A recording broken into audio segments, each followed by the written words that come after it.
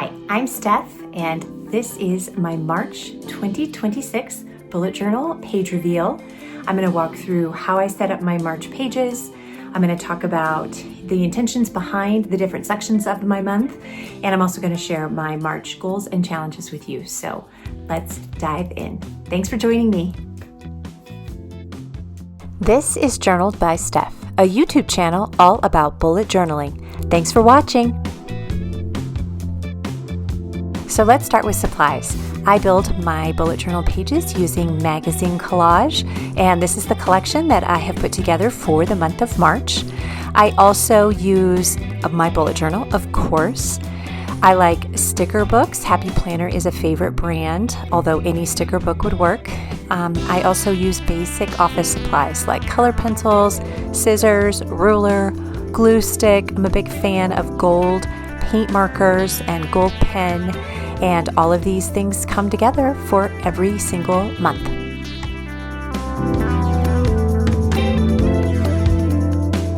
First page for March is the cover, and I'm going to show you an example. This is March 2025. This was decidedly very wintry. This year I wanted something that was warmer and felt a little more spring. So this interior image, this is a picture of a houseboat actually, is going to be the March selection, and you'll see I'm just laying it over the page here, and then I'm using my finger to find the crease, and then I'm just going to cut with my scissors down the line. I'm going to use my glue stick and glue each of the two sections onto the page, and I've got them bleeding over the center. Next, I'm going to add washi tape along one side. This is the tape I picked for March, again, kind of a spring feeling. And I'm going to hand letter the month of March onto the cover, and we're all set.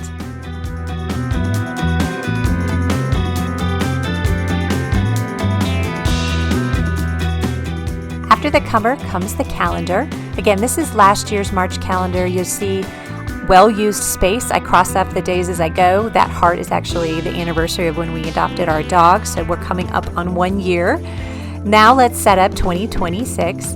Again, more of a spring theme for me this year. I really missed it last year, so I'm leaning into it this year. I've got my two kind of indoor plant pictures along the top and the side, my washi tape. I'm hand lettering March again in gold paint marker, and then at the bottom I'm going to reserve a little space for a photo list. And this list is usually just a way to encourage me to go slow, be present, and capture moments from the month.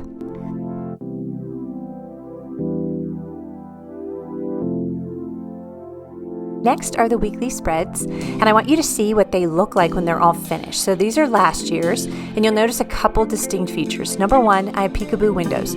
So underneath the magazine collage, I like to use that space to write.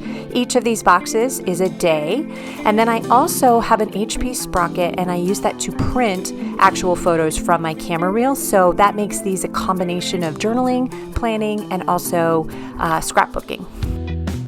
So let's set up this year.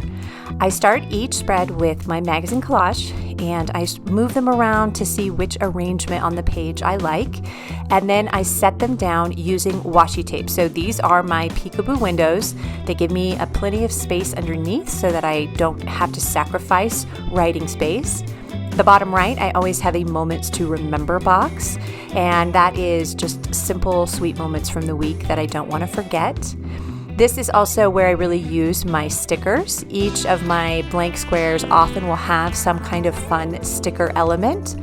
And I also have placeholders where I plan to print and put in photos from my camera reel. Here are all of the weekly spreads put together for March. Easily my favorite thing about these is that they are a way for me to capture the everyday moments throughout the whole year. And by the end of the year, I have this wonderful, complete book that's a really, really good representation of my life. And it's like my favorite gift to myself every year. Last is the feature spread, and this is last year, so you can kind of see my space for goals. You'll see I've got some habit trackers. I have, again, Peekaboo windows so that I can set goals underneath, take advantage of all the writing space. I like to make notes and check things off in the month. and let's set up this month. So here we go again. I'm starting by laying out my images on the page. I'm going to try and find the arrangement that I like, and I'm going to use similar techniques, finding the center crease. I'm going to use my scissors to cut along the line. I am going to use washi tape so that I can create peekaboo windows. That gives me full use of the white space on the page for me to be able to write without sacrificing the fun visuals that I like for each month. So here is the page. It's all set up, and now let's dive into my March goals. So here are my goals all set up for the month of March. You'll see that I have filled in my white space both beneath my pictures and on top of them, and I am going to walk you through each of these different sections. At the bottom left, I have a wellness plan for the month of March. I have training guides, 2 habit trackers for diet and workouts, and then I also have bowl ideas, so those are meal planning ideas.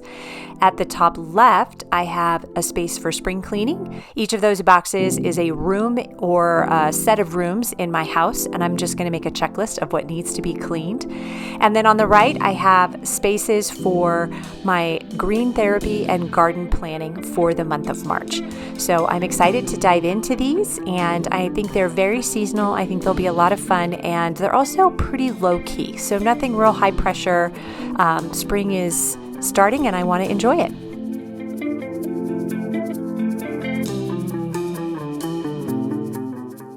Here is the final flip through for March, all the pages all at once. This definitely has the warmth and spring feeling that I was looking for, and it has the challenges and goals that I think really fit this season well. I plan to dive deeper into some of these goals on my Substack, Journal by Steph. I will leave the link in the description for that. I like to post additional pages. Sometimes I post extra digital spreads that I'm using, and it's free to join, so I would love for you to subscribe. Again, that link is in the description. Well, that is March. I am looking forward to this month. I'm always so ready for spring to start. I am wishing you a really wonderful spring-like, sunny, warm March, and I'm very curious to know what your goals and challenges are, the things that you're journaling about right now. So leave me a comment, send me a note, and don't forget to subscribe to my Substack. The link is in the description, and I can't wait to talk more throughout the course of this month. So thanks again. I will see you next month in April. Have a good day. Bye.